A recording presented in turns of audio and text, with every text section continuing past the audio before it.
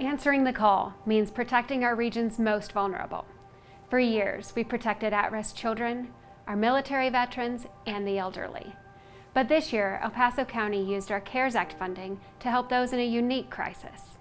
And without hesitating, we gave $41 million to help local governments, $13.8 million to help local small businesses, and $2 million to help groups like the Enterprise Zone, nonprofits, and chambers of commerce. But these aren't just dollars. This money impacted people's lives and livelihoods, and these are some of their stories. So Armadillo Ranch opened on the 4th of July in 2019, proudly under the gun, trying to catch the high season in that year. It was already a precipitous spot that we were in when the COVID knocked us down hard, heading into what we were hoping would be our first true full season. Since we are in food service and a lot of our places are indoor, COVID really affected our business. And just like a lot of places, we're just trying to do the best that we can. And as we then fast forward through the March and April and May, and as things started hitting this area, we started seeing that in many respects, it wasn't as bad, thank goodness, as our worst sort of scenarios. But at the same time, it definitely was having impacts, and particularly when we started seeing shutdowns of businesses and we started being asked to stay home and seeing the psychological impact on our whole community. But up until that point, there was a lot of uncertainty. How are we going to be paying for a lot of these new costs that we had? How are we going to pay even overtime for public safety responders? What about businesses in the community and what they were, how are we going to be able to help them? It's not like we had the resources necessarily. It's been just an up and down roller coaster experience, this whole thing. It's a little bit of good news, a bunch of bad news, a teeny bit of good news, and it is just those little things, those little nuggets of good news that just keep us going. The grant is going to allow us to keep on moving and shaking and serving the customers, serving the community, even though we're not making the same profits that we were at this time last year. So it allowed us to bring those people back, get people trained, and give people a living again that lost that in April.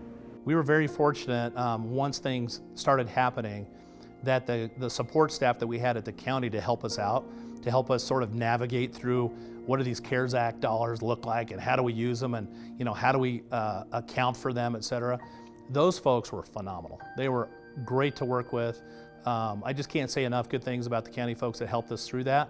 And and because of that, and because of some of the changes in the CARES Act rules, we were able to use all those funds to the betterment of our community and the betterment of our businesses. When you're facing catastrophe, finding the time, even though you might not be operating a business, but finding, just trying to do, when you're in damage control mode, you find yourself as a business owner without a whole lot of time to pursue sometimes very complex and difficult to navigate bureaucratic processes to get those funds. So to have the county's help and SBDC in pointing us in the right directions and taking phone calls as well was just irreplaceable. I am just so thankful that this experience, this process has gone so well, that we were recipients, and I'm just hopeful that other small businesses can find the resources that they need to stay alive during this time, because small business is such an important part of our county, of our community,